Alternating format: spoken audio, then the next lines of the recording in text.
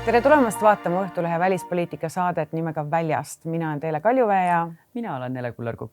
Teele, ma arvan, et ma ei pea su käest küsima, mis on see uudislugu, mis jäi sulle eelmisest nädalast kõige enam meelde, sellepärast et seal, kus on särtsu, kus on romantikat, kus on skandaali, see on reeglite rikkumist, armastust. Mis sind kõnetab, nii et ma arvan, et Empire State Building on see täpselt märksõna. Nii ja me isegi ei leppinud praegu seda algust kokku. Minu armastuse usk taastus, nii nagu ka väga paljudel teistel olid ka minu pilgud eelmisel nädalal suunatud kõikidele järellugudele, mis siis kaasnesid kahe sellise metsiku pahalase rikkumisele Empire State Buildingu üles, kui nad siis ronisid ilma igasuguse turvavarustuseta sinna täitsa luba küsimata eelneval öösel sisse hiilides hoonesse siis täiesti tippu ja me isegi ei räägi sellest platvormist, vaid antenni tippu. Tuletage meelde ilma turvavarustuseta. Kui nad tipus üleval olid, siis nad laskusid siis sellele esimesele platvormile ja põnev Batmani maskiga mees laskus ühele põlvele, tegi abielu ettepaneku ja terve maailm hullus. Ma kujutan ette, kuidas sa vaatsid seda, sa mõtlesid vaiki mu värelev süda. Just, ma mõtlesin, et vaene minu järgmine abikaasa, sest see on nüüd miinimum, kust nüüd nagu edasi minna. Naljakas, et sa seda ütled, sellepärast, et ka mina vaatasin neid järellugusid ja ma tegelikult selle looni jõudsingi ühe järelloo kaudu, kus üks meesterahvas analüüsis kõike seda ja ütles, et käige kuu peale, et siit edasi ei ole mitte ühelgi meesterahval võimalik enam teha abielu ettepanekut, sellepärast et see standard on nüüd nii kõrgeks aetud, et põhimõtteliselt, et naised enam millegi vähemaga ei lepigi. Ehk siis see vastab tõele sinu puhul, ma saan aru. Täpselt nii, sellepärast, et mitte ainult see tegu ise, vaid see mõte seal taga, et mees planeerib, mees viib asja läbi, mehel on poliitilised ambitsioonid ja maailma parandamise soov. Sellepärast, et see lipp, mille nad seal üleval heiskasid, kandis endas loosungit nimega When the power of love beats the love of power, the world knows peace. No, tõlgime vaatajale. Just, et kui armastuse jõud võidab võimu armastuse ehk siis võimu sellise ihaluse, siis tunneb maailm rahu ja saabubki maailma rahu. Et ühesõnaga make love, not war, meelde tulevad kõik Yoko Onod. Need hingelt oled ikkagi hipi natukene. Ei, ära seda kellelegi ütle. Aga räägime natukene ka sellest, et mis nendest noortest sai, et tegelikult see kõik nii roosiliselt ei lõppenud, võib-olla isegi veel romantilisemaks muudabki kogu selle loo see, et nad ju napiti kinni. Ja ikka päris koledasti, et viidi kinni majja ära, konfiskeeriti ära see imeline teemant sõrmus. On nad selle tagasi saanud, oskad sa öelda? Ja said tagasi, jah. Said tagasi. Nii et kihlus kestab, kõik on õnnelikud ja maailmas on jälle usku armastusse. Just täpselt ja võib-olla ka seda, et armastust äkki tõesti võidab kõik. Kahtled sa selles? Ei kahtle, korraks oli vahepeal nagu selline hirm, et mis maailmas toimub, välispoliitika on nagu kahel väriseval jalal üldse kogu maailma on nii-öelda kord, nagu ma alati ütlen, on ju maailma kord, siis korraks oli hirm nahas, aga sellised aktivistid, julged inimesed riskides oma siis nii-öelda. Nii et selle uudise lummuses oled sa terve mina nädala olen veetnud. Täiesti, ma saan aru, et sina oled jalka lummuses. Ma tahaksin nii väga üllatada sind mõne teise teemaga, aga ma ei saa sellepärast, et ööl vastu tänast oli minu jaoks kaks väga tähtsat mängu. Kõigepealt Norra versus Brasiilia, kus meie viikingid võitsid. Ma arvan, et terve selle MM-i jooksul ei ole olnud suuremat kuulsust ja olnud suuremat staari, kui selleks on Erling Braut Haaland. Ehk siis kuldne retriiver. Ehk siis tema on selline Norra terminaator, värava kütt, 7 väravat käesoleval MM-il ja ta tundub selline võitmatu jõud olevat. Rääkimata siinkohal sellest Norra võidutseremooniast, kui nad kõik siis üheskoos viikingite moodi sõuavad. Nende fännid kõikjal tribüüni peal, nemad ise väljaku peal. Et see on võimas emotsioon. Siis ma magasin paar tundi. Ja väljakule läks teine minu suur lemmik. Ei ole kahtlustki, Inglismaa fänn ma olen.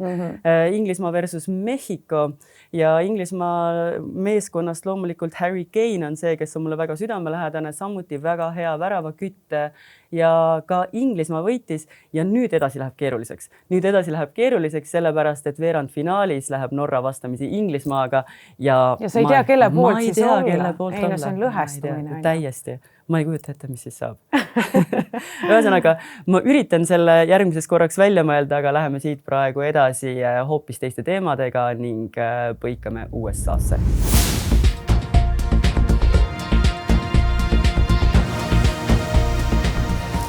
USA tähistas oma 250. iseseisvuspäeva. Sellest johtuvalt räägimegi, kuidas on USA positsioon maailmas aastatega muutunud, kas Ameerika unistus on veel elus ning millised on üldse näiteks Eesti suhted Ameerikaga. Teemat oleme avama palunud Euroopa Parlamendi saadiku, võib vist öelda ka, et USA sõbra Jaak Madissoni. Kõikide sõbra. Kõikide sõbra.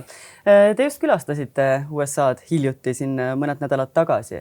Et kuidas teile tundub, et need iseseisvuspäevaks valmistuti, et selline väga tugev juubelihõnguline üritus, et kas need emotsioonid seal olid juba siis väga ülevad?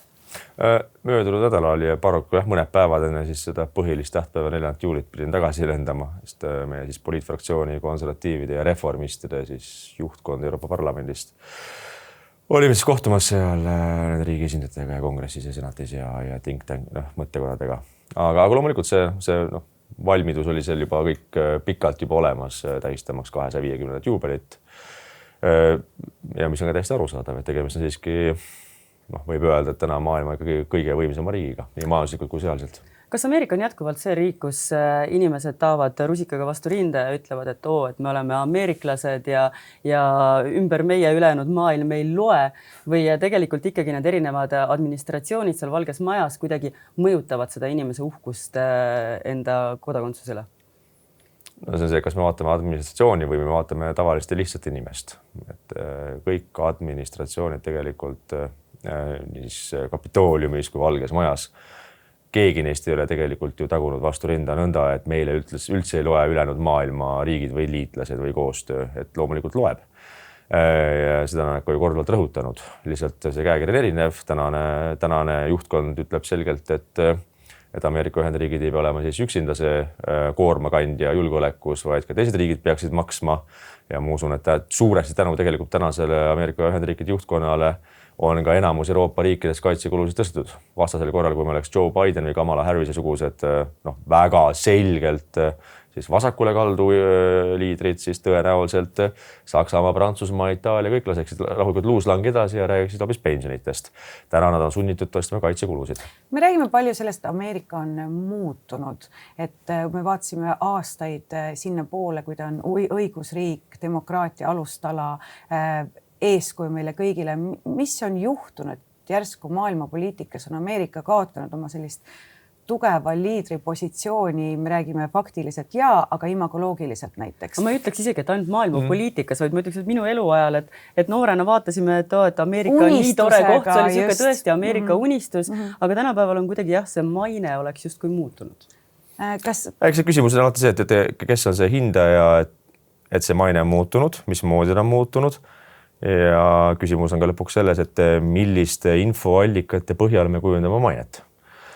Et kogu lugupidamise juures alles siin hiljuti kirjutas näiteks Eesti üks suurimaid väljaandeid nimega Delfi juhtkirja ehk toimetuse nimel juhtkirja sellest, kuidas Euroopa peab näitama hambaid ja hakkama Ameerika Ühendriikidele vastu. Ja kui nüüd see tavaline keskmine inimene kes võib-olla ei analüüsi väga seda kirjateksti, siis mina lugesin selle läbi ja ma vaatasin, et see on täiesti nagu seniilse inimese poolt kirjutatud. Aga tavaline vaatab, et järelikult ongi midagi väga... Kes on tavaline keskmine inimene? Tavaline normaalne inimene, kes läheb hommikul 8 tööle, on 5 tööl, kasutab lapsi. Kas tavaline inimene on demokraatia pooldaja? Ma usun, et tänapäeval küll, jah. Kuigi ka demokraatiast arusaamine on võib-olla väga erinev. Aga see tavaline inimene loeb seda Delfi juhtkirja ja vaatab, et järelikult on midagi väga halvasti. Aga mis põhjusel? Sellepärast, et ühe Delfi toimetuse siis sellele kirjutajale ei meeldi Ameerika Ühendriikide poliitiline suund täna. Aga ma küsin ikkagi selle teile küsimuse korraks üle, et kas teile ei tundu, et kuidagi imagoloogiliselt on see Ameerika imidž muutunud?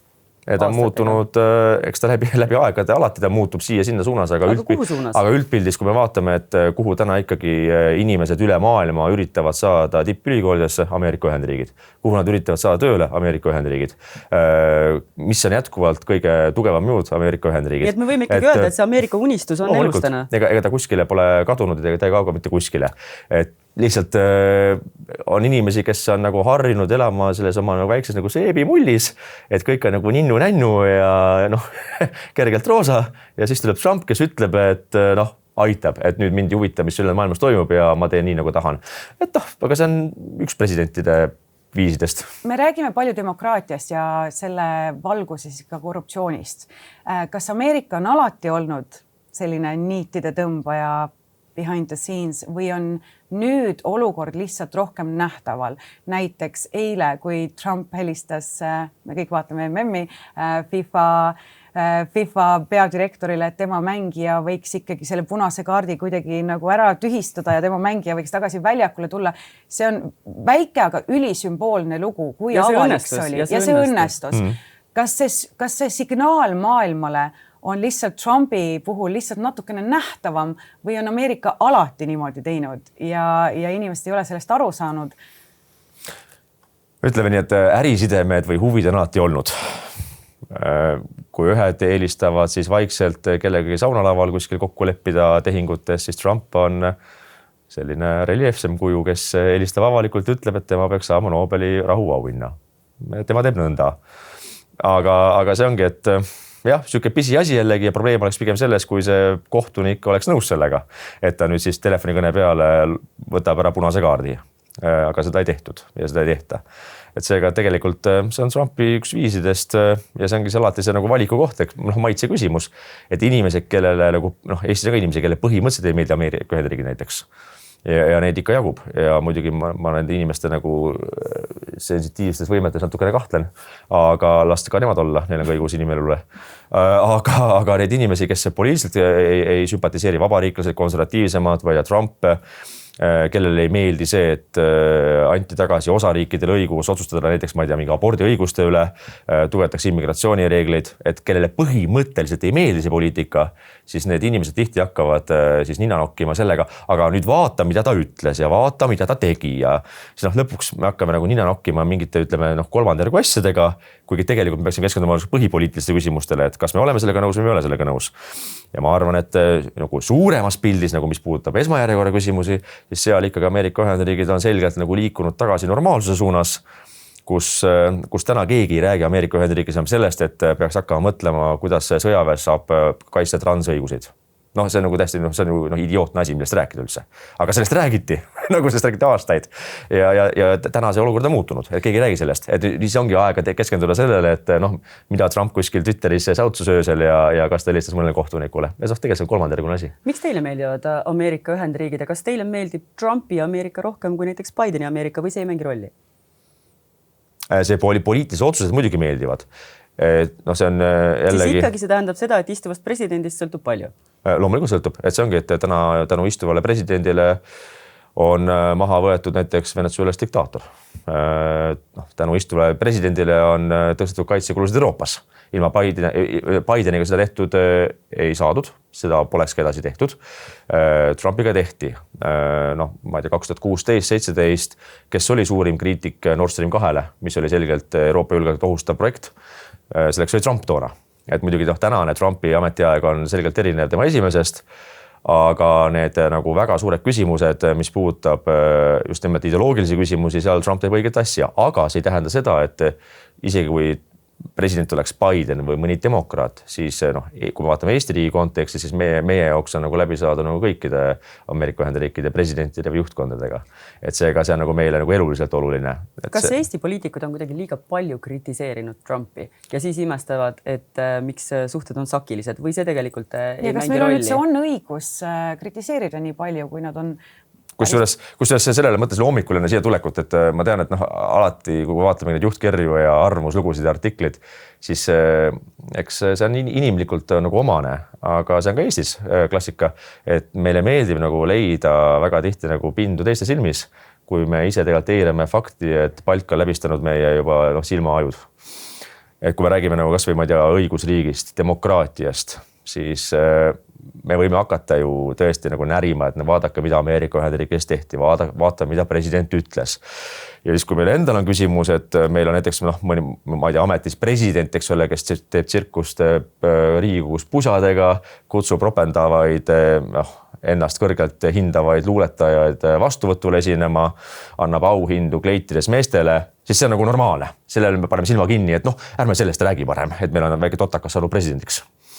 Aga Ameerika Ühendriikides see on meil probleem, et kui meil, ma ei tea, kui meil haigekassas 3 miljonit eurot läheb vastu taevast tänu külmlao üles sulamisele, siis mitte kellegi suhtes ei algatada menetlust, sest ärme sellest räägi, et keegi projekteeris midagi valesti, nii et maksumaksja raha põles.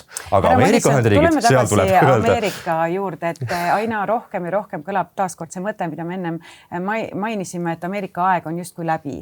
Et USAid on suletud, USA on lahkunud Maailma Terviseorganisatsioonist, Pariisi kliimaleppest, Trump nimetab NATO-t ühesuunaliseks tänavaks ja tõmbab vägesid Saksamaalt välja. Ajaloolane Robert Kagan väidab midagi ebamugavat, et tema sõnul pole see Trumpi süü, vaid Ameerika liigub tagasi sinna juurde, et nad ei soovigi olla maailma liider, et see oli justkui nagu erand, mitte reegel. Ameeriklastel oli globaalne juhtroll alati vastumeelne ja nüüd nad lihtsalt pöörduvad tagasi iseenda poole. Mida see tähendab? See tähendab seda, et kui me võtamegi tavalise ameeriklase, siis tavalise ameeriklase jaoks ei ole sooja ja külma, mis toimub Euroopas, Aasias, Afrikas või kuskil Caracases, Lõuna-Ameerikas. Et nende jaoks neil on kõik olemas. Kas Eesti julgeolekustrateegia arvestab sellega, et Ameerika võib-olla sellega ei ole piisavalt ei ole arvestatud ja selle ongi nagu suurim kriitika koht, et me oleme ühest küljest, Eesti on üks tublimaid riike tegelikult kogu Euroopas, mis puudutab kaitsekulusid. Kui me võrdleme lätlastega, meil on väga hea ajateenistusüsteem. Et me oleme tegelikult, ei tasu ka alati nagu siis ennast kritiseerida, et me oleme kõik halvasti, Eesti on teinud ka väga hästi. Aga samal ajal on loomulikult mängitud ühes suunas, et me eeldame a priori, et kindlasti nii Lääne-Euroopa riigid kui Ameerika Ühendriigid on valmis esimesest minutist kaitsma Eesti inimeste elusid Narvas. Aga ei ole. No, see on sama küsimus, et kas me oleksime nõus esimesest minutist kaitsma näiteks itaalaste elusid Sitsiilias, kui näiteks mõni Põhja-Afrika riik ründaks. Väga põhimõtteline küsimus, et kas me oleme nõus esimesest minutist tegema seda. Aga mida meil näitab tänane ebakindlus üldse nende Ameerika vägede siinse kohaloluga meie suhete kohta praegu? See näitabki seda, et Ameerika... Pigem see näitab seda, et ilmselgelt Eesti täna nagu poliitilisel nagu juhtkonnal või valitsusel ei ole tegelikult ju mingid häid läbisäämisi Ameerika Ühendriikidega, kui Ameerika Ühendriigid rõhutavad pidevalt oma liitlassuhteid Poolaga, kus on väga selgelt siis konservatiivselt mõtlev president Nawrocki ametis, või siis Soomega, kes on tegelikult ka ikkagi Skandinaavias või siin ütleme Ida-Põhja-Euroopas üks põhilisi sõjalisi jõude. Ja pikemas perspektiivis, mida see meie jaoks teeb? Kui me oleme armastanud alati öelda, et Ameerika on meie kõige olulisem ja suurem liitlane, siis praeguses olukorras? Seda ta ongi, aga sa ei saa oma julgeolekut ehitada, ütleme, ühele kaardile. Ja see on sama asi, et meile meeldib leida pindu teiste silmis, aga kui me hakkame ise vaatama enda nagu otsuseid, siis üks näide, et kuidas me nagu ise laseme nagu kergelt nagu üle jala ja siis kritiseerime Ameerika Ühendriike, kes hakkab vägesid ümber paigutama Euroopas. Et kui me ise teeme riigikaitsehankeid ja sellest on ka rääkinud Martin Herem tõesti avalikult ja ma olen ka tema käest tihti küsinud mingid faktilisi asjaolusid, siis kui me teeme riigihankeid näiteks relvastuse ostmiseks, siis me siiamaani peame panema hangetesse sisse, et kuidas see mõjutab keskkonna siis hinnanguid, kuidas mõjutab keskkonda ja CO2 heitmeid relvastus, mida me hangime, mis omakorda teeb selle asja kallimaks ja selle tarne näeb pikemaks. Et kui me oleme Venemaa naabruses, kes ründab Ukrainat 5. aastat, on suurim sõda peale teist maailmasõda ja me mõtleme selle peale, et kas see nüüd laskemoon on keskkonnasäästlikum või keskkonnakahjulikum. Pagan võtaks meie asi on see vaenlane maha võtta ilma oma kahjudeta, mitte mõelda selle peale, et mitu liblikat saab surma äkki sõjas. Et see on see nagu meie enda nagu sisekaemus peaks olema, et mille peale me tegelikult keskendume. Samamoodi droonisõda, mis on väga selgelt arenenud. Me alles teeme hankeid ja me ei tea, millele kohale jõuavad. Samal ajal me jookseme võiduajaga. Ja siis me hoopis keskendumegi nagu avalikus meedias selle peale, et... Ei, aga seda ei tee ainult ju Eesti, et ongi väga keeruline. Ütleme, see, kui su naabrimees on mölakas, ei tähenda seda, ütleme, et sa ise peaks parem inimene olema. Ehk et teiste vead ei ole õigustus enda tegemata jätmisele. aga jällegi see mitte kuidagi tähendab, et Ameerika Ühendriigid ei oleks meie liitlased, aga me ei saa eeldada seda, et mõne teise riigi sõdurid oleks esimesest päevast meil olemas, vaid see ongi mitmekihiline kaitsesüsteem. Esiteks on see, et meie enda vastupidavus, teiseks meie enda regiooni koostöö, mis puudutab Baltikumi, Poola ja Soomet ja kolmandana tulevad Ameerika Ühendriigid. Et see peab olema nagu selgelt aru saada oleva, et Ameerika Ühendriigid, me ei saa eeldada, et keegi teine riik on olemas ja esimesest minutist olemas siin. Me võime pigem me saame eeldada seda, et võib-olla teisest nädalast vajadusel saabuvad meile rohkem abi relvastuse näol. Võib-olla tulevad liitlased, aga see ei saa olla nagu a priori, sest 2015-16 peaministriks Taavi Rõivas. Kahtlemata üks intelligentsemaid inimesi läbi ajaloo, kes ütleb Riigikogus täiesti selge näoga, Eesti pole kunagi olnud varem nii hästi kaitstud kui praegu. 2015, kui meil polnud mitte mingit õhutõrjesüsteemi. Aga see usk või see endasse nagu enda veenmine, kui teemaks oli tsiviilkaitse ja varjendite küsimus. Et me tõime näiteks Soome, kes on 50 aastat arendanud tsiviilkaitsesüsteemi, et uutes elamutes büroohoonetes peab olema rajatud ka varjendisüsteem, mida saab kasutada keldritena, aga vajadusel saab 48 tunni jooksul ümber seadistada siis varjendisüsteemiks, kus on olemas ventilatsioon, ravimid, vesi, toitlustus, kõik olemas. Kui me hakkasime tõstma üles küsimust Riigus, aga miks Eesti ei tee seda, siis see polnud üldse teemagi. Me oleme paremini kaitstud kui kunagi varem. See näitab küsimust, et kui me ise nagu ei tee nagu elementaarset kodutööd ära, siis on nagu väga raske hakata kritiseerima ka teisi, et miks nemad nüüd ei tee nii, nagu meile meeldiks. Aga tuleme tagasi ikkagi sinna Ameerika presidendi ja tema otsuste juurde. Te mainisite siin intervjuu alguses, et teile loomulikult meeldivad Donald Trumpi otsused, see, kuidas ta riiki juhib. Kui tõenäoline on, et järgmine president, kes Valgesse Majja kolib, tema otsused kõik ümber vaatab ja kas sealt on lootust Eesti ja USA suhete tugevnemisele või on praegu ikkagi mingisugused sillad juba osaliselt põletatud? Ameerika Ühendriikide välispoliitiline suund oli ja on praegu ja tõenäoliselt jääbki olema ka ükskõik millise presidendiga see, et nende peamine julgeolekuoht globaalselt on Hiina, milleks nad valmistuvad siis väga selgelt. Just möödunud nädalal rääkisime seal nende mõttekodadega ja oli küsimus see, et Ameerika Ühendriigid on praegu nüüd otsustanud investeerida $1,5 triljonit relvastusse ja see summa massiivsus on nii nagu ulmeline, et sellest on nagu raske nagu hoomata nagu ükskõik kellel meil, et $1,5 triljonit. Ja siis küsimus see, et aga mille jaoks, kelle vastu. Täpselt ei ole kirjas, et mille peale see investeering läheb kaitses, aga selge on, et see on tõenäoliselt ikkagi mõeldud ainult Hiina suuna peale. Ehk et Hiina oli, on ja jääb ükskõik millise presidendiga. Ja Euroopa jääb liitlaseks ja samamoodi ütleme ka tänane ju Ameerika Ühendriikide juhtkond ei ole öelnud, et Euroopa ei ole liitlased, vaid vastupidi, nad tahavad, et Euroopa oleks tugev liitlane. Ehk et Euroopa samamoodi ei mõtleks oma siis CO2 peale. Ameerika Ühendriigid on lahkunud Pariisi kliimakokkuleppest ja selgelt öelnud, nad ei keskendu sellisele siis kolmandajärgulisele küsimusele. Meie Euroopa... Nagu kliima? Jah, sest et kliima muutub alati, jääbki muutuma. Küsimus see, et kas me tahame teha kollektiivset suitsiidi, et päästa kliimat, aga see küsimus see, et kelle jaoks me planeeti päästame, kui me ise oleme surnud. Et Ameerika Ühendriigid sellega ei tegele ja fakt on see, et Euroopa Liit, me võime kõik siin eksolitsioniidi süüa ja mõelda, et päästame kliimat, aga me moostame 7% maailma süsiniku heitmetest, nii et kui me kaotame Euroopa maakaardilt ära maailma gloobuselt, siis kliimaga ei juhtu mitte kui midagi head ega halba. Mis tähendab seda, et Ameerika Ühendriigid täna tahavad Euroopat liitlastele näha. Küsimus on Euroopa riikides endis. Ja küsimus on selles, mida me ise teeme. Ehk et siin ma ütlekski, et lihtsalt vähem möla, pikem samm. Samas Euroopa vägede USA vägede ümberpaigutamine, nende vähendamine Euroopas on kahtlemata meelt mööda Putinile. Või ma eksin? See argument on alati olnud, kusjuures, et vaadake nüüd keegi mida tegi, siis see kindlasti meeldib Putinile. Et Putinile meeldib ka see, et me ei suuda oma riigi hanked välja kuulutada. Aga see on ju otsene hõbekandikul ette Kremlile viimine, et näed, nemad on ju seisnud selle eest, et lääne selline narratiiv ja jõud oleks ebaoluline ja nüüd me siis ise aitame kaasa sellele. No me aitame kaasa sellega, kui meie kaitseminister lendab kuskil Dubaisse enne sõja puhkemist, ei tea mitte kui midagi, mis maailmas toimub. Et see on ka, ütleme, seal oli ka Itaalia. Et Putinile meelt mööda ka see, et võimul on Reformierakond, kelle näpud sahtlevad tõenäoliselt veebfondiga. Aga see ongi, kui me räägime sellest, et mis meeldib Putinile või ei meeldi.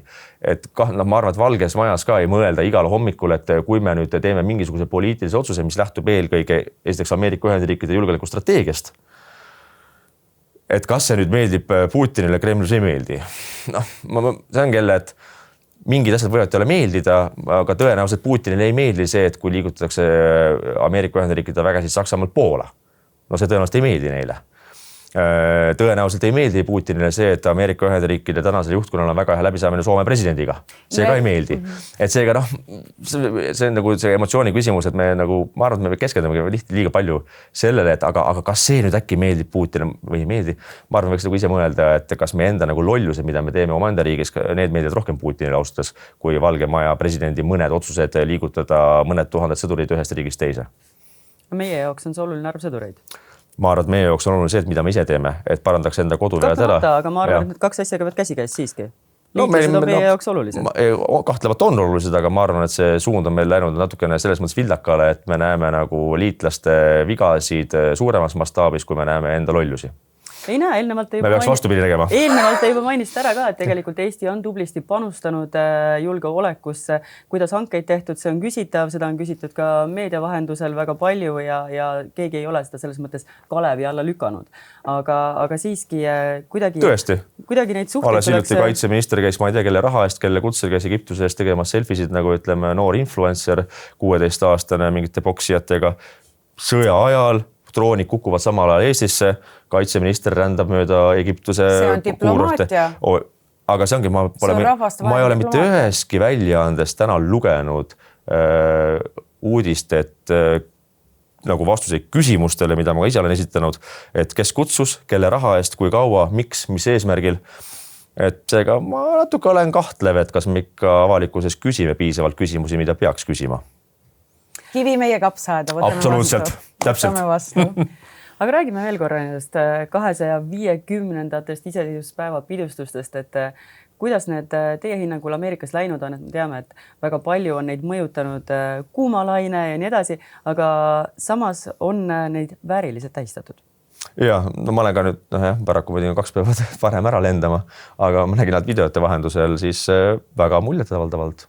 Jah, tõesti, pole midagi öelda, et droonishowdega kujundada endisi presidente, Ühendriikide loojaid, oma suuri kotkaid, kosmoserakette koos astronautidega justkui kätt surumas kuu peal.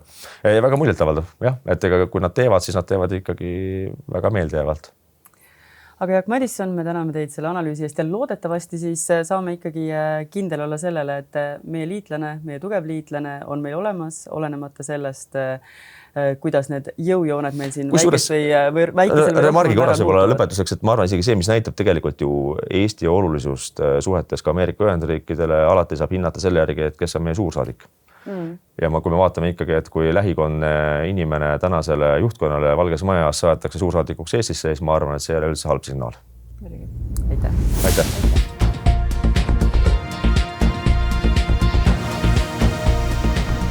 Nele, aga taaskord on lootust, et maailmas saab jälle ilusam, puhtam ja siiram paik, kui selgus uudis, et jalka MM-i puhul otsustas Argentiina valitsus, et nad annavad välja ühe andmebaasi, mis koosneb 13 000 isast, kes keelduvad maksmast elatist välja USA valitsusele, et nemad ei saaks külastada jalka MM-i. Ehk siis, kui sa ostad jalka MM-i pileti, siis sa pead ikkagi sinna registreerima, oma ID-ga sisse logima ja neile tuleb siis kiiresti, et hoolitse oma laste eest ja siis mine vaata jalkad. Mis sa arvad sellest? Ma arvan, et kui kuidagi on võimalik neid pitsitada ja kui kuidagi see aitab need rahakoti rauad lahti lüüa, et tõepoolest neid lapsi, neid lastega üksinda jäetud emasid aidata, siis jumala eest, aga et... Aga kui sul on raha osta, siis jalka MM-i pilet ja kaasnev... Seal ongi see küsimus, et kui paljud nendest isadest, kes on nende kohustustest kõrvale hiilinud, on nüüd suured spordifännid või on nüüd nii suured jalkafännid, et tahaksid sinna minna. Et selles mõttes igasugune pitsitamismeede tõenäoliselt siinkohal on abiks ja ma kujutan ette, et sinna ei sattunud ka need elatisvõlg võlglased, et kes on kogemata kuu aega vahele jäänud sellepärast, et nende sissetulek on kahanenud. Ma kujutan ette, et seal on need paduelatisvõlglased, kes ei ole tahtnud üldse proovinud välja nõuda, et meenub Venemaalt. Venemaalt on väga raske küll nagu eeskujuks tuua, kuid selline slaavi naiste ellujäämisinstinkt on mulle alati olnud eeskujuks ja peaks olema ka teistele, kui leidlikud nad on. Ka Venemaalt on selline näide tuua, kus isa siis keeldus oma lapsele talle välja nõutud elatist maksma ja selle asemel, et siis hakata kuidagi ootama, paluma, anuma, otsustas see naine siis oma lapse isa kohtu kaudu tagaotsitavaks kuulutada. Ja kuna aega läks nii palju mööda, välja ta ei ilmunud, siis kuulutati see härrasmees hoopis kadunuks ja selle järgselt siis määrati neile toitja kaotaja pension, nii et isegi läks paremini. No selles mõttes me võime siin ju tegelikult praegu lõõpida ja me võime rõõmustada, et tore, et sellist asja tehakse, aga tegelikult on olukord ja kokkuvõttes ikkagi traagiline, et raha sellele lapsele seda soojust ei anna ja isa armastusest nad jäävad ilma ja kahju, et on selliseid lapsevanemaid, kes enda järeltulijad siis sedasi, ütleme, saatuse hooleks jätavad. Aga loodetavasti Eestis selliseid probleeme ei ole, meil on head isad-emad. Meil on head isad-emad täpselt ja meil saavad kõik, kes tahavad jalgpalli vaadata ja nii kriitiliseks olukord minema ei pea. Ja ma arvan, et see olekski ilus toon, millega võib-olla see saade lõpetada, et vaatame jalgpalli ja saame kindlad olla, et kõik need fännid, kes seal tribüünidel on tublid inimesed. Täpselt nii. Aitäh teile, head vaatajad, kohtume taas juba järgmisel esmaspäeval ikka Õhtulehes.